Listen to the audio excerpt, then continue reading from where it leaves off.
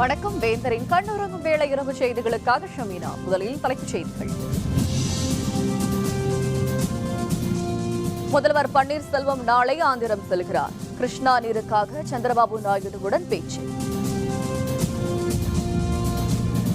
இவ்வாண்டு ஜல்லிக்கட்டு நடைபெறும். முதல்வர் பன்னீர்செல்வம் உறுதி. ஜல்லிக்கட்டு விவகாரத்தில் பாஜக இரட்டை வேடம். மு.க. ஸ்டாலின் குற்றச்சாட்டு. தமிழக அரசு ஊழியர்களுக்கு பொங்கல் போனஸ். தமிழக அரசு அறிவிப்பு. தலாக்கிற்கு இடைக்கால தடை. சென்னை உயர்நீதிமன்றம் உத்தரவு. தமிழகத்திற்கு கூடுதலாக கிருஷ்ணா நதிநீர் வழங்க கோரி ஆந்திர முதல்வர் சந்திரபாபு நாயுடுவுடன் பேச்சுவார்த்தை நடத்த தமிழக முதல்வர் பன்னீர்செல்வம் நாளை ஆந்திரம் செல்கிறார். தமிழகத்தில் வடகிழக்கு பருவமழை 67% பொய்த்த நிலையில் தமிழகம் வறட்சி மாநிலமாக அறிவிக்கப்பட்டது. கோடை காலத்தில் தண்ணீர் பஞ்சம் தலைவிரித்தாடும் நிலை ஏற்பட்டுள்ளது. குறிப்பாக சென்னை மாவட்டத்தில் கடும் குடிநீர் பஞ்சம் ஏற்படக்கூடிய நிலை உள்ளது.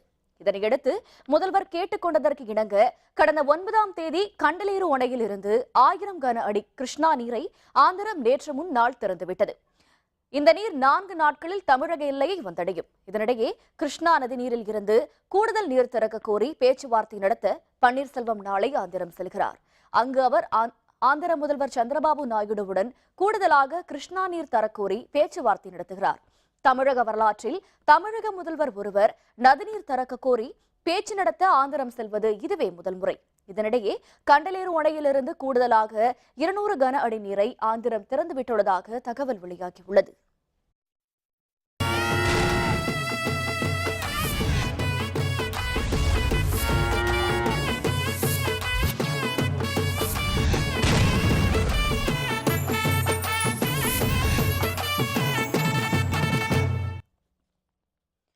இவ்வாண்டு ஜல்லிக்கட்டு போட்டிகள் நடைபெறும் என முதல்வர் பன்னீர்செல்வம் உறுதியளித்துள்ளார். இது தொடர்பாக அவர் அறிக்கை ஒன்றை வெளியிட்டுள்ளார். அதில் இவ்வாண்டு தமிழகத்தில் ஜல்லிக்கட்டு கண்டிப்பாக நடைபெறும் என தெரிவித்துள்ளார். ஜல்லிக்கட்டு விவகாரத்தில் எள்ளளவும் தமிழக அரசு பின் வாங்காது என முதல்வர் கூறியுள்ளார். உச்சநீதிமன்ற உத்தரவால் கடந்த 2014 ஜல்லிக்கட்டு போட்டிகளை நடத்த இயலாத நிலை ஏற்பட்டதாக அவர் தெரிவித்துள்ளார். ஜல்லிக்கட்டு போட்டிகளை நடத்த அவசர சட்டம் இயற்றக் கோரி மத்திய அரசிற்கு கடிதம் எழுதப்பட்டதாக அவர் கூறியுள்ளார். தமிழர்களின் பண்பாடு கலாச்சாரம் கட்டிக்காக்கப்படும் என்று அவர் தெரிவித்துள்ளார். பிராணிகள் வதை சட்டத்துக்கு முரணானது. தமிழக அரசால் எந்த ஒரு சட்டத்தையும் இயற்ற இயலாது என முதல்வர் பன்னீர்செல்வம் குறிப்பிட்டுள்ளார். ஜல்லிக்கட்டு நடத்த அனுமதி வழங்க வேண்டும் என அதிமுக எம்பிக்கள் தில்லியில் இன்று மத்திய சுற்றுச்சூழல் துறை அமைச்சர் அனில் மாதவ் தவேயை சந்தித்து வலியுறுத்தினர். ஜல்லிக்கட்டு போட்டிகளை நடத்த வலியுறுத்தி தமிழகம் முழுவதும் பல்வேறு நகரங்களில் போராட்டம் வலுத்து வருகிறது. காட்சிப்படுத்தும் விலங்குகள் பட்டியலில் இருந்து காளைகள் இன்னும் நீக்கப்படாததால் இந்த ஆண்டும் ஜல்லிக்கட்டு நடத்துவதில் சிக்கல் ஏற்பட்டுள்ளது. காளைகளை காட்சி பட்டியலில் இருந்து நீக்கி மத்திய அரசு அவசர சட்டம் பிறப்பிக்க வேண்டும் என மக்களவை துணைத் தலைவர் தம்பிதுரை தலைமையில் அதிமுக எம்பிக்கள் மத்திய அமைச்சர் அனில் மாதவ் தவேயிடம் மனு அளித்தனர். இதனை பெற்றுக்கொண்ட பின்னர் செய்தியாளர்களுடன் பேசிய அவர் ஜல்லிக்கட்டு விவகாரம் தொடர்பாக உச்சநீதிமன்ற தீர்ப்புக்காக மத்திய அரசு காத்திருப்பதாக தெரிவித்தார். ஜல்லிக்கட்டு நடத்த மத்திய அரசு அனைத்து உதவிகளையும் செய்யும் என அவர் கூறினார். Therefore, I am very much clear that this is the culture of the society. Sports involved with the men and animals, they together play and enjoy everything. And with the restrictions, if there is any ill treatment with the bull, then certainly we are ready to accept all the given the discipline orders. And I am very sure Supreme Court will do justice. They will give us the decision, and we will be able to celebrate our festival. தமிழகத்தில் இளைஞர்களிடையே ஜல்லிக்கட்டு என்ற அந்த விளையாட்டை பொங்கல் தினத்தில் நடத்த வேண்டும் என்ற ஒரு வேண்டுகோள் வைத்திருக்கிறார்கள்.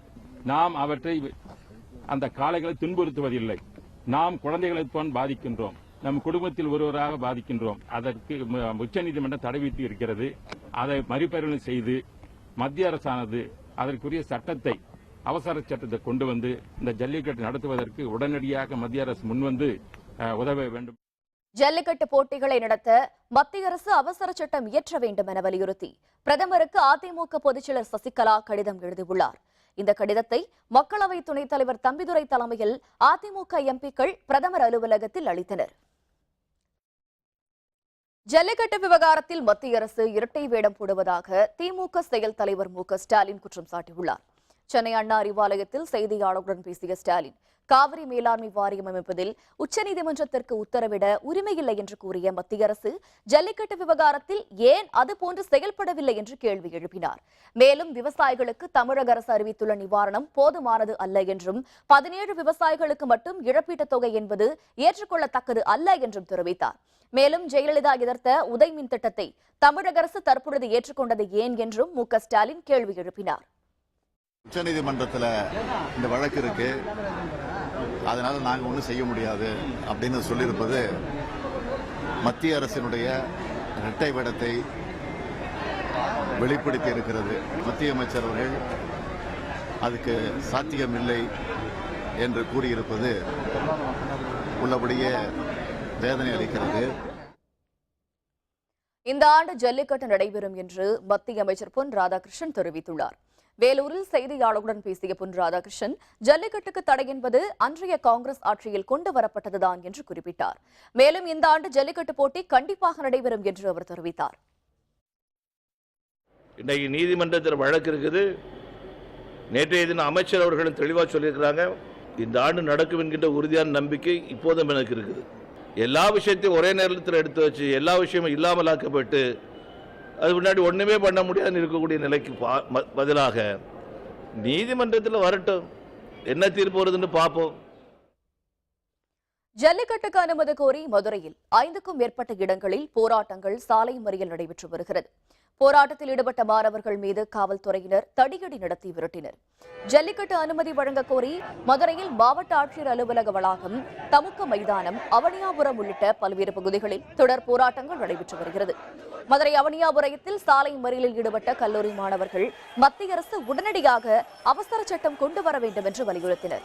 மாவட்ட ஆட்சியர் அலுவலகம் முன்பு நடைபெற்ற போராட்டத்தின் பொழுது காவல்துறையினருக்கும் போராட்டக்காரர்களுக்கும் இடையே தள்ளுமுள்ளு ஏற்பட்டது. பின்னர் காவல்துறையினர் போராட்டக்காரர்களை தடியடி நடத்தி கலைத்தனர்.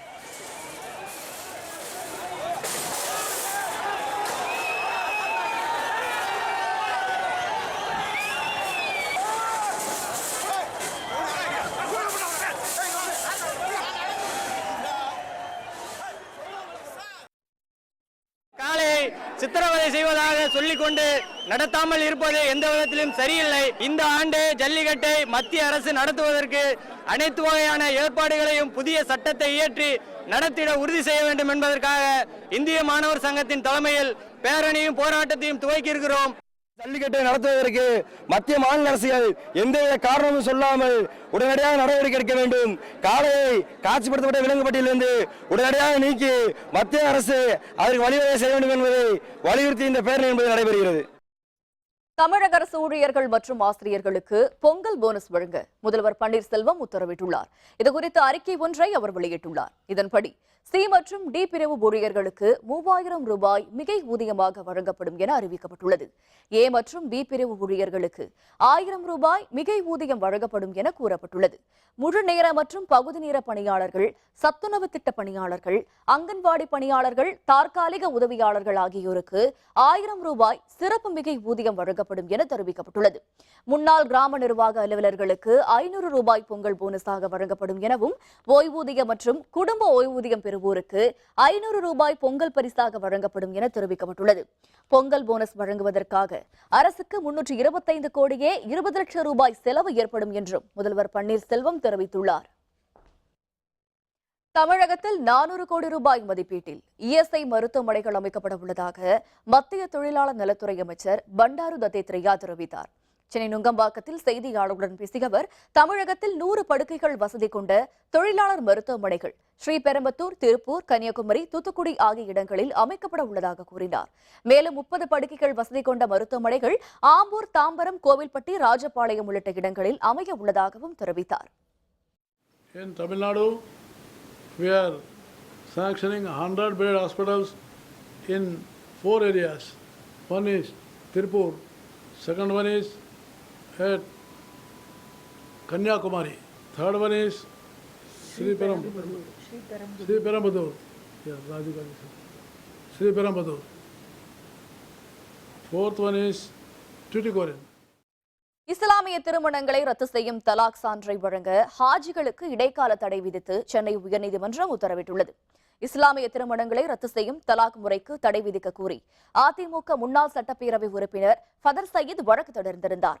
இந்த வழக்கு விசாரணை சென்னை உயர்நீதிமன்றத்தில் தலைமை நீதிபதி SK கவுல், நீதிபதி MM சுந்தரேஷ் கொண்ட அமர்வின் முன்பு இன்று விசாரணைக்கு வந்தது.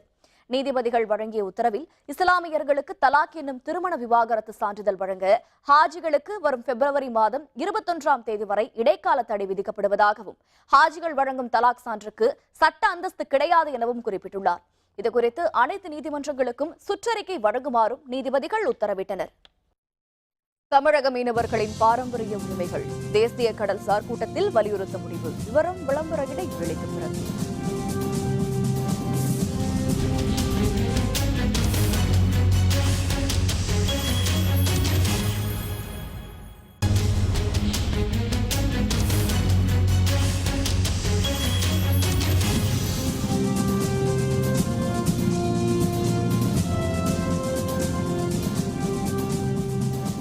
செய்திகள் தொடர்கின்றன. உலகத்தரம் வாய்ந்த மருத்துவத்தை குறைந்த செலவில் மக்களுக்கு வழங்குவதே சிம்ஸ் மருத்துவமனையின் நோக்கம் என்று SRM குழும சேர்மன் ரவி பச்சமுத்து தெரிவித்துள்ளார். சூடான் நாட்டைச் சேர்ந்த ஆலா என்ற பெண் 15 ஆண்டுகளுக்கு மேலாக இரு கால்களிலும் வீக்கத்துடன் யானைக்கால் நோயால் அவதிப்பட்டு வந்தார். மேலும் இடது காலில் வீக்கம் அதிகமாக இருந்ததால் அவரால் நடக்க முடியாத நிலையில் சிகிச்சைக்காக சென்னை வடபழனியில் உள்ள சிம்ஸ் மருத்துவமனைக்கு வந்தார். அவருக்கு அதிநவீன தொழில்நுட்ப முறையில் நுண்ணாள நிணநீர் திசு திரட்சி மாற்று சிகிச்சை அளிக்கப்பட்டது. சிகிச்சை முடிந்து முழுமையாக குணம் பெற்று சூடான் திரும்பும் ஆலாவை பூங்கொத்து கொடுத்து SRM குழும சேர்மன் ரவி பச்சமுத்து வழி அனுப்பினார். நிகழ்ச்சியில் பேசிய ரவி பச்சமுத்து, வழக்கமான மருத்துவமனையை விட குறைந்த செலவில் உலகத்தரமான மருத்துவத்தை வழங்க வேண்டும் என்ற நோக்கில் சிம்ஸ் மருத்துவமனை தொடங்கப்பட்டு நோயாளிகளுக்கு சிகிச்சை அளிக்கப்படுவதாக குறிப்பிட்டார். மேலும் மருத்துவத்தில் புதியவனவற்றை கண்டுபிடித்து நவீன முறையில் மருத்துவம் அளிக்க மருத்துவமனையில் உள்ள பல்வேறு துறையினரும் ஆய்வுப் பணிகளில் ஈடுபட்டு வருகின்றனர் என்றும் ரவி பச்சமுத்து குறிப்பிட்டார். It made us to show the difference between the regular commercial hospital and the institute concept. We are not doing anything only for money. We want to develop the institute and the faculties, and the patients should get a good treatment. That is our concept. We are thinking to bring new techniques and technologies, innovations to our institute. In that way, my departments, our hospital departments and team are doing very well. I congratulate to all the departments. ஆலாவுக்கு சிகிச்சை அளித்த doctor Sridhar கூறும் பொழுது, தென்னிந்தியாவிலேயே முதல் முறையாக Sims மருத்துவமனையில் இந்த பெண்ணுக்கு இந்த நுண்ணாள நிணநீர் திசை திருச்சி அறுவை சிகிச்சை அளிக்கப்பட்டு குணமடைந்துள்ளார் என்றும், உலகத்திலேயே பிரான்ஸ், தாய்வான் ஆகிய நாடுகளில்தான் இத்தகைய அறுவை சிகிச்சை செய்யப்படுகிறது என்றும் குறிப்பிட்டார். நிணநீர்களை எடுத்து செல்லுகின்ற அந்த குழாய்கள் இந்த நீரை கீழேந்து மேலே எடுத்துட்டு போகுது. அந்த லிம் கிளாண்டை எடுத்திருந்தார்கள் என்றால் இந்த நிணநீர் செல்லும் பாதை தடைப்படும். தொடை சந்தில் இருக்கின்ற கிளாண்டுகள் வேலை செய்யவில்லை என்றால் கால் பெருத்து போகும். ஸோ இவற்றிற்கான தீர்வு என்ன என்றால், வேறொரு இடத்திலிருந்து அந்த லிம் கிளாண்டை எடுத்து இரத்த குழாயுடன் எடுத்து அதை மற்ற இடத்திலே வைத்து அதற்கான இணைப்பை கொடுத்தோம் என்றால் அந்த லிம் கிளாண்ட் அந்த இடத்திலே புதியதாக வேலை செய்ய தொடங்குகிறது. இந்தியாவில் இதை போல் 4-5 இடத்தில் செய்கிறார்கள் என்று கேள்வியே தவிர யாரும் இதை இதுவரையில் சக்சஸ்ஃபுல்லாக செய்து ரிப்போர்ட் செய்யவில்லை. இதுதான் முதல் முறையாக ரிப்போர்ட் செய்கிறோம் நாங்கள் சவுத் இந்தியாவிலிருந்து. இந்த நிகழ்ச்சியில் சிம்ஸ் மருத்துவமனையின் துணைத் தலைவர் ராஜு சிவசாமி, டாக்டர் கிருஷ்ணமூர்த்தி உள்பட பலர் கலந்து கொண்டனர்.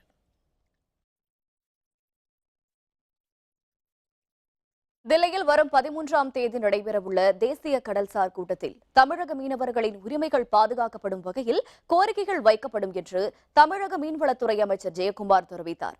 சென்னை தலைமை செயலகத்தில் தேசிய கடல்சார் கொள்கை குறித்த மீனவ பிரதிநிதிகளின் கருத்து கேட்பு கூட்டம் அமைச்சர் ஜெயக்குமார் தலைமையில் இன்று நடைபெற்றது. பின்னர் செய்தியாளர்களுடன் பேசிய அவர், தமிழக மீனவர்களின் பாரம்பரிய உரிமைகள் பாதுகாக்கப்படும் வகையில் தேசிய கடல்சார் கொள்கை வகுக்கப்பட வேண்டும் என்றார். அகில இந்திய ரீதியில் ஒரு கடற் கொள்கை அது உருவாக்கப்பட வேண்டும். அதில் வந்து மாநில அரசுடைய கருத்து கேட்கப்பட வேண்டும் என்ற அடிப்படையிலே 13ஆம் தேதி வந்து டெல்லியில் நடக்க இருக்கிறது. ஸோ அந்த கூட்டத்துக்கு நம்முடைய மீனவர்களுடைய அந்த கருத்து தான் நம்முடைய மத்திய அரசுன்னு வந்து அந்த கருத்து வந்து பிரதிபலிக்கப்படும். தமிழக அரசு அறிவித்துள்ள வறட்சி நிவாரணம் போதுமானதாக இல்லை என்று மார்க்சிஸ்ட் கம்யூனிஸ்ட் கட்சியின் மாநில செயலர் ஜி ராமகிருஷ்ணன் குறிப்பிட்டுள்ளார். சென்னை மார்க்சிஸ்ட் கம்யூனிஸ்ட் கட்சியின் மாநில குழு கூட்டம் இன்று நடைபெற்றது. தியாகராய நகரில் உள்ள கட்சி தலைமை அலுவலகத்தில் நடைபெற்ற பொதுக்குழுவில் அரசியல் தலைமைக்குழு உறுப்பினர் பிரகாஷ் காரத், மாநில செயலர் ஜி ராமகிருஷ்ணன், மூத்த தலைவர் சங்கரையா மற்றும் மாநில குழு உறுப்பினர்கள் பலர் பங்கேற்றனர். இதில் தமிழகத்தில் தற்பொழுது நிலவி வரும் அரசியல் சூழ்நிலைகள், மாநிலத்தில் நிலவி வரும் வறட்சி உட்பட பல்வேறு பிரச்சனைகள் குறித்து விவாதிக்கப்பட்டது.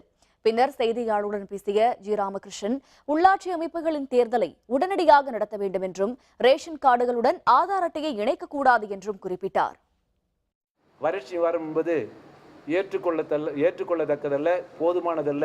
உரிய நெல் சாகுபடி பொய்த்தால் 25,000மோ, இறந்த குடும்பங்களுக்கு தலா 10 லட்சமோ, விவசாய தொழிலாளர் குடும்பம் 10,000மோ மாநில அரசு அறிவித்த வறட்சி வாரத்தை மறுபரிசீலனை செய்து விவசாயிகள் விவசாய தொழிலாளர் வைத்திருக்கக்கூடிய கோரிக்கை அடிப்படையில் நிவாரணத்தை அறிவிக்க வேண்டும் என்று மார்க்சிஸ்ட் கம்யூனிஸ்ட் கட்சியின் சார்பாக வலியுறுத்துகிறோம். காஞ்சிபுரம் மாவட்டத்தில் உள்ள தொடக்க வேளாண்மை கூட்டுறவு வங்கிகளுக்கு விரல் ரேகை பதிவு இயந்திரமான பயோமெட்ரிக் இயந்திரங்களை கூடுதல் விலைக்கு வாங்கி கொடுத்ததாக கூறி அதனை மாவட்ட பதிவாளர் அலுவலகத்தில் ஊழியர்கள் ஒப்படைத்தனர். காஞ்சிபுரம் மாவட்டத்தில் உள்ள 116 தொடக்க கூட்டுறவு வேளாண்மை வங்கிகளில் கடந்த மாதம் பயோமெட்ரிக் இயந்திரம் வழங்கப்பட்டது. 2,500 ரூபாய்க்கு இயந்திரம் கிடைக்கும் நிலையில் அதை 5,500 ரூபாய்க்கு வாங்கியதாக கூறி வங்கிகளிடம் பணம் பெறப்பட்டதாக ஊழியர்கள் தெரிவித்தனர். இதனை கண்டித்து வரும் 23ஆம் தேதி மாநிலம் முழுவதும் மாவட்ட தலைநகரங்களில் ஆர்ப்பாட்டத்தில் ஈடுபட உள்ளதாக அவர்கள் தெரிவித்தனர். இது அடக்க விலையை பார்த்தீங்கன்னா 700 to 900 ரூபாய்க்கு உட்பட்டு தான் இருக்கு. ஆனால் அடக்க விலையை காட்டிலும் கூடுதல் விலை தருவதன் மூலமா சங்கங்கள் பெருத்து நட்டத்தை ஏற்படும் என்கிற காரணத்தினால டிவைஸை ஒப்படைக்க வந்திருக்கோம். இது சார்பான ஒரு தொடர் நடவடிக்கை எதுவும் இல்லை அப்படின்னா வருகிற 23/1/2017 தேதி அன்று நம்ம மாவட்ட ஆட்சியர் அலுவலகத்தின் எதிரே கடன ஆர்ப்பாட்டம் நடைபெறும் என்பதை இதன் மூலம் நாங்கள் தெரிவிச்சுக்கிறோம்.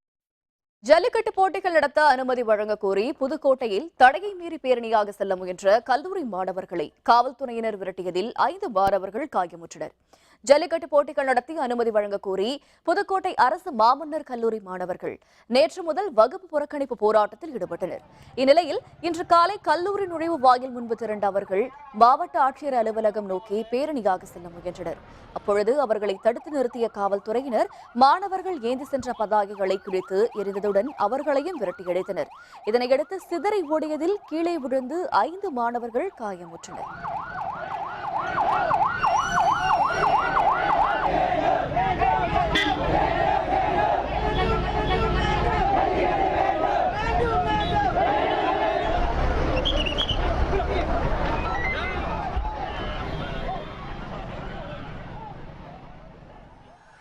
இதேபோல் ஜல்லிக்கட்டு நடத்த அவசர சட்டம் கொண்டுவர கூறி திருச்சியில் பேரணி நடத்தப்பட்டது. இதில் திரளான கல்லூரி மாணவர்கள் கலந்து கொண்டனர். திருச்சி வெஸ்ட்ரிப்பள்ளி ரவுண்டானா அருகில் உள்ள காலை கூடிய திரளான மாணவர்கள் மற்றும் இளைஞர்கள் ஜல்லிக்கட்டுக்கு அனுமதி கோரி பேரணி நடத்தினர். சமூக வலைதளங்களில் விடுக்கப்பட்ட அழைப்பை ஏற்று திரண்ட இளைஞர்கள் மற்றும் ஜல்லிக்கட்டு ஆர்வலர்கள் ஜல்லிக்கட்டு தடையை கண்டித்து பதாகைகளை ஏந்தியபடி சென்றனர். பீட்டா அமைப்பை தடை செய்ய வேண்டும், ஜல்லிக்கட்டுக்கு முறையான அனுமதி வழங்க வேண்டும் என்பன உள்ளிட்ட கோரிக்கைகளை முழங்கியபடி பேரணியில் பங்கேற்றவர்கள் சென்றனர். பேரணியின் பொழுது ஜல்லிக்கட்டு காளை ஒன்று திடீரென்று கொண்டு வரப்பட்டதால் சிறிது நேரம் பரபரப்பு ஏற்பட்டது. தருமபுரி அருகே வாடிய பயிர்களை கண்டு மனமுடைந்த விவசாயி மாரடைப்பால் மரணமடைந்தார். காரிமங்கலம் ஒன்றியத்திற்குட்பட்ட பேக்காரஹள்ளி கிராமத்தைச் சேர்ந்த விவசாயி செவத்தான் தனக்கு சொந்தமான நிலத்தில் கரும்பு, மஞ்சள் உள்ளிட்ட பயிர்களை சாகுபடி செய்து வந்தார். போதிய மழை இல்லாததால் ஆழ்துளை கிணறு அமைத்த பிறகும் தண்ணீர் வராததால் அவர் மனமுடைந்த நிலையில் காணப்பட்டார். இந்நிலையில் இன்று அதிகாலை மாரடைப்பு ஏற்பட்டு விவசாயி செவத்தான் மரணமடைந்தார்.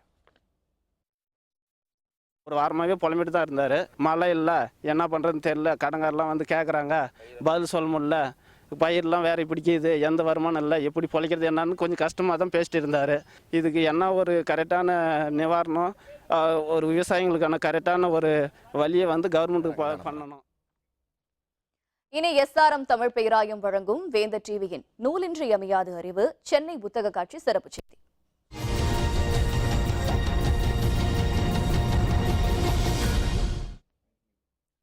40வது சென்னை புத்தக காட்சியில் வேலை நாள் என்ற பொழுதிலும் கூட வாசகர்களின் வருகை குறிப்பிடும்படியாக இருக்கிறது.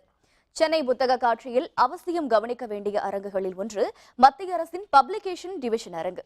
சென்னை புத்தக காட்சியில் இடம்பெற்றுள்ள பப்ளிகேஷன் டிவிஷன் அரங்கில் எண்ணற்ற எளிதில் கிடைக்காத நூல்கள் கிடைக்கின்றன.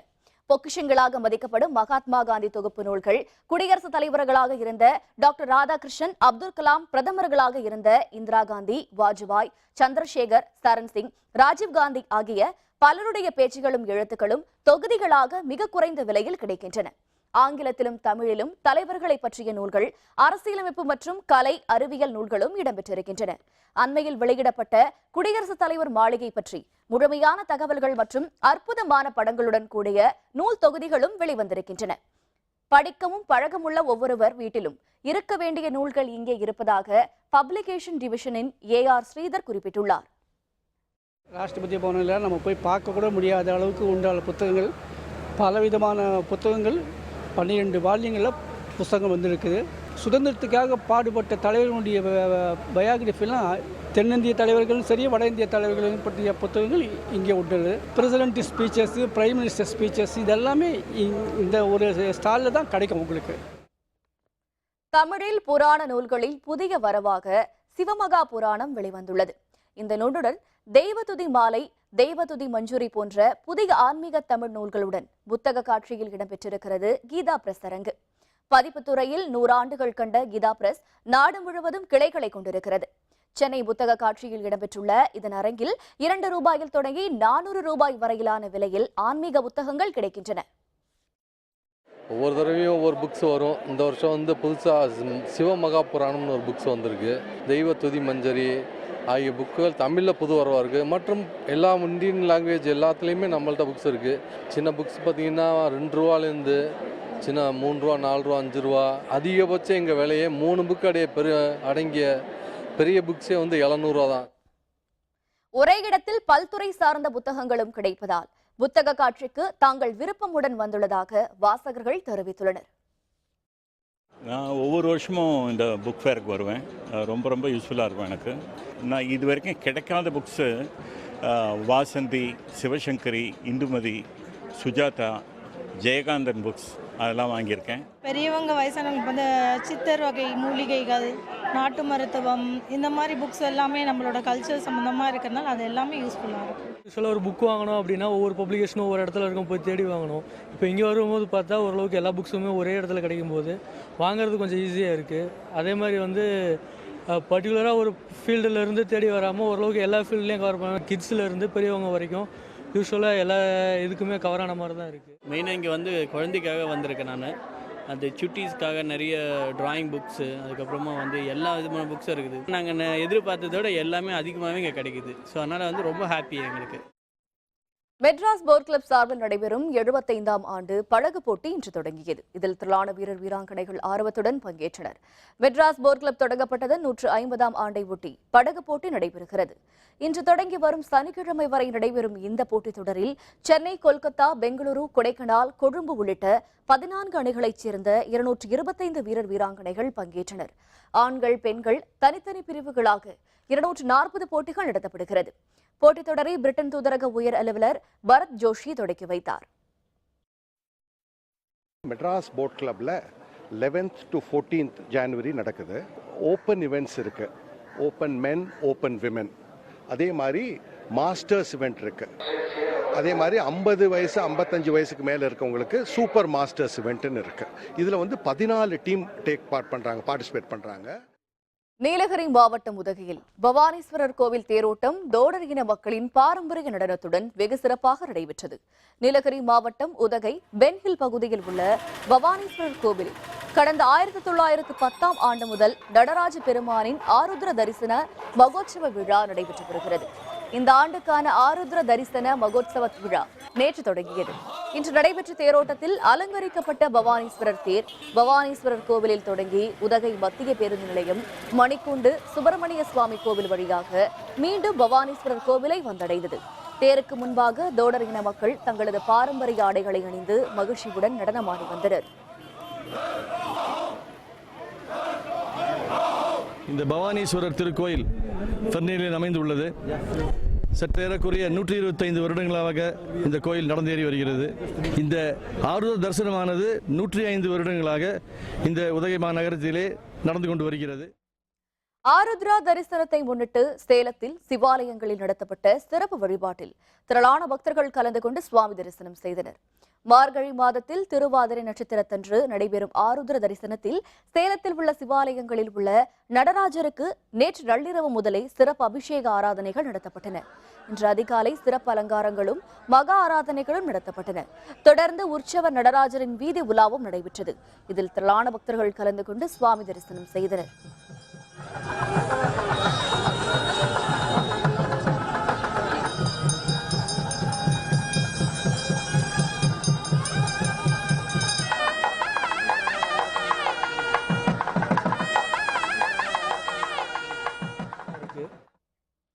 ஆப்கனில் மீண்டும் வெடிகுண்டு தாக்குதல், 9 பேர் பலி, விசாரணை முனைப்பு. விவரம் விளம்பர இடைவேளைக்கு பிறகு.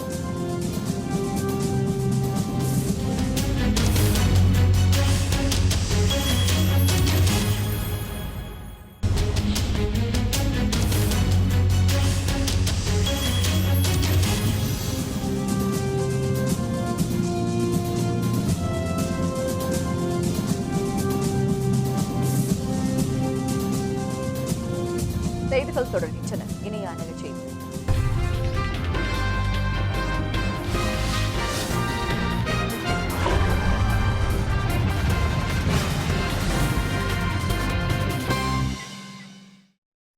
ஆப்கானிஸ்தானின் கந்தகார் மாகாணத்தில் நடத்தப்பட்ட வெடிகுண்டு தாக்குதலில் 9 பேர் கொல்லப்பட்டனர். தாக்குதல் குறித்து விசாரணை தீவிரப்படுத்தப்பட்டுள்ளது. ஐக்கிய அரபு எமிரேட் உயர் அலுவலர்கள் வருகை தந்த பொழுது இந்த தாக்குதல் நடத்தப்பட்டதால் இது தீவிரவாத தாக்குதலாக இருக்கலாம் என்று ஐக்கிய அரபு எமிரேட் வெளியுறவு அமைச்சகம் கருத்து தெரிவித்துள்ளது. இந்த தாக்குதலில் தூதரக அலுவலர்கள் காயத்துடன் உயிர் தப்பியதாகவும் அமைச்சகம் மேலும் தெரிவித்துள்ளது. முன்னதாக நேற்று காபூல் பாராளுமன்றம் அருகே தலிபான்களால் நடத்தப்பட்ட இரட்டை வெடிகுண்டு தாக்குதலில் 38 பேர் கொல்லப்பட்டனர். அந்த தாக்குதலில் பலி எண்ணிக்கை 50ஐ தாண்டியுள்ள நிலையில் ஆப்கனில் மீண்டும் வெடிகுண்டு தாக்குதல் நடத்தப்பட்டுள்ளது.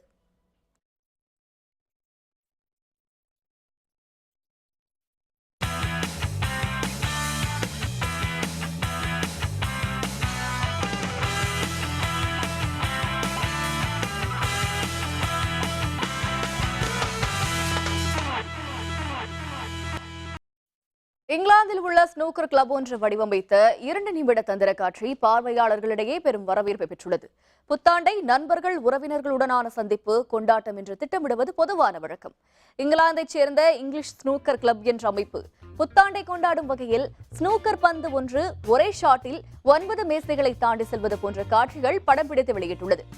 3 மாடியில் இருந்து தட்டப்படும் பந்து 2 மாடி பட்டிகட்டுகளில் பயணம் செய்து பல மேசைகளில் ஊர்ந்து கடைசியாக வெற்றி இலக்கை தொடும் இந்த 2 நிமிட காட்சியின் பின்னணியில் பல பேர் ஒரு முழு இரவு திட்டமிட்டு பணியாற்றியுள்ளனர். முகநூல் பக்கத்தில் பதிவேற்றப்பட்டுள்ள இந்த காட்சியை இதுவரை 10 லட்சத்திற்கும் மேற்பட்டோர் பார்த்து ரசித்திருக்கிறார்கள் என்று கூறப்படுகிறது.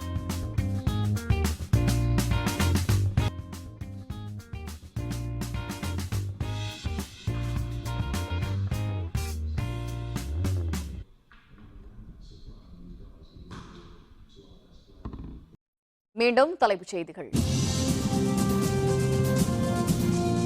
முதல்வர் பன்னீர்செல்வம் நாளை ஆந்திரம் செல்கிறார். கிருஷ்ணா நீருக்காக சந்திரபாபு நாயுடுவுடன் பேச்சு. இந்த ஆண்டு ஜல்லிக்கட்டு நடைபெறும், முதல்வர் பன்னீர்செல்வம் உறுதி. ஜல்லிக்கட்டு விவகாரத்தில் பாஜக இரட்டை வேடம், மு.க. ஸ்டாலின் குற்றச்சாட்டு. தமிழக அரசு ஊழியர்களுக்கு பொங்கல் போனஸ், தமிழக அரசு அறிவிப்பு. தலாக்கிற்கு இடைக்கால தடை, சென்னை உயர்நீதிமன்றம் உத்தரவு. இத்துடன் வேந்தரின் கண்ணுறங்கும் வேளை இரவு செய்திகள் நிறைவடைந்தன. மீண்டும் நாளை காலை 8 மணிக்கு இளங்கதிர் காலை செய்திகளில் சந்திப்போம். வணக்கம்.